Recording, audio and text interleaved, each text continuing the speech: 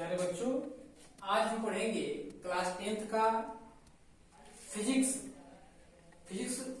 Start हुआ है chapter में लेसन 10 से, जिसका नाम है प्रकाश परावर्तन तथा अपवर्तन, जिसको अंग्रेजी में कहा जाता है रिफ्लेक्शन ऑफ लाइट या रिफ्लेक्शन ऑफ लाइट।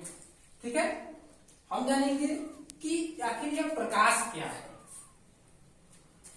तो प्रकाश एक प्रकार की वह ऊर्जा है जो हमारे दृष्टि ज्ञान को जागृत करती है। मतलब कि हम प्रकाश के बगैर देख नहीं सकते हैं। यदि हम अंधेरे कमरे में जाते हैं तो वहां हमें जो भी वस्तु रखी गई है वह हमें दिखाई नहीं देती है। उसके लिए हमको क्या करना पड़ता है, टॉर्च लेकर जाना पड़ता है या बल्ब जलाना पड़ता है, तो उस कमरे में जो वस्तु रखी गई है वो वस्तु हमें दिखाई देती है। वह प्रकाश यानी कि जो लाइट है, जो हमारे टॉर्च के द्वारा या बल्ब के द्वारा उस वस्तु पर पड़ती है, तो उस वस्तु पर पड़ने के पश्चात हमारे नेत्रों पर आती है, तब जाकर के वो वस्तु हमें दिखाई देती है। तो बच्चों, हम इसको लिखेंगे कैसे? लिखने का तरीका आपको दिया गया है। देखिए यहाँ ब्लैक बोर्ड पर लिख दिए हैं प्रकाश, इसको इंग्लिश में लाइट कहते हैं। क्या है? प्रकाश एक प्रकार की ऊर्जा है जो हमारे दृष्टि ज्ञान को जागृत करती है। इसको एक तरह से और ऐसे लिखा जा सकता है। आप लिखना चाहेंगे तो हम बोल रहे हैं, लिख लीजिएगा कि प्रकाश एक प्रकार की वह भौतिक साधन है जो या जिसके द्वारा हम किसी वस्तु को देख सकते हैं। प्रकाश एक प्रकार का वह भौतिक साधन है जिसके द्वारा हम किसी वस्तु को क्या करते हैं, देखते हैं। यह हुआ आपका प्रकाश। ठीक है, अब हम जानेंगे कि प्रकाश आखिर कैसे एक स्थान से दूसरे स्थान तक पहुंचता है।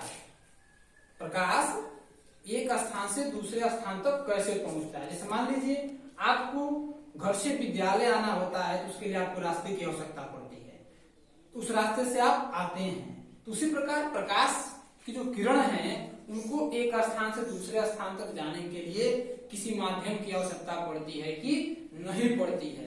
तो हम जानेंगे सबसे पहले क्या, प्रकाशिक माध्यम के बारे में, जिसको कहा जाता है इंग्लिश में ऑप्टिकल मीडियम।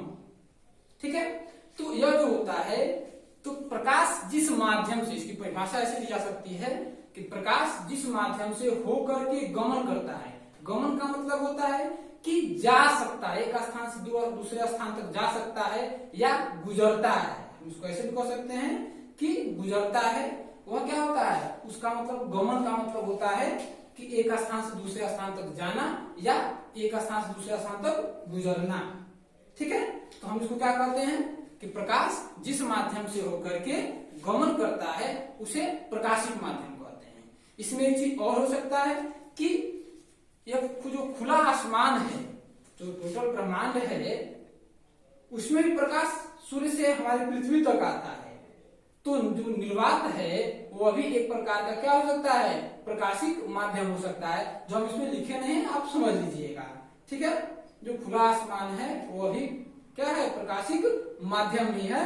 तो अब देखो इसको लिखेंगे कैसे, लिख सकते हैं प्रकाशिक माध्यम, इसको इंग्लिश में लिखा जाता है क्या, ऑप्टिकल मीडियम। लिखने का तरीका क्या है, प्रकाश जिस माध्यम से होकर गमन करता है उसे प्रकाशिक माध्यम कहते हैं। ठीक है, इसके आगे भी हम लिख सकते हैं कि खुला आसमान भी क्या है, प्रकाशिक माध्यम है, या निर्वात भी प्रकाशिक माध्यम है, क्योंकि प्रकाश निर्वात से भी होकर क्या होता है, गमन करता है। ठीक है, अब जो है इसके गमन क्षमता के आधार पर, इसको 3 भागों में बांटा गया है। प्रकाश के गमन क्षमता के आधार पर इसको 3 भागों में बांटा गया है। इसीलिए देखिए इसको नोट में लिखवा दिए हैं कि प्रकाश जिस माध्यम से होकर गमन करता है उसे निम्न 3 भागों में बांटा गया है।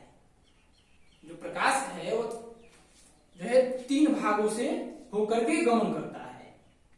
तो पहले का नाम है पारदर्शक या पारदर्शी, इसको इंग्लिश में कहा जाता है ट्रांसपेरेंट।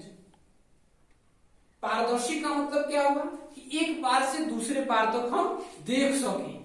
जैसे मान लीजिए कांच है, तो कांच की उस साइड भी आप देखते हैं, खिड़की में लगता है तो आप देखते हैं उधर का व्यक्ति इस साइड को भी देख सकता है और इस साइड का व्यक्ति उधर के व्यक्ति को देख सकता है। उसको कहा जाता है पारदर्शी, इसके आर पार देखा जा सके। इसकी परिभाषा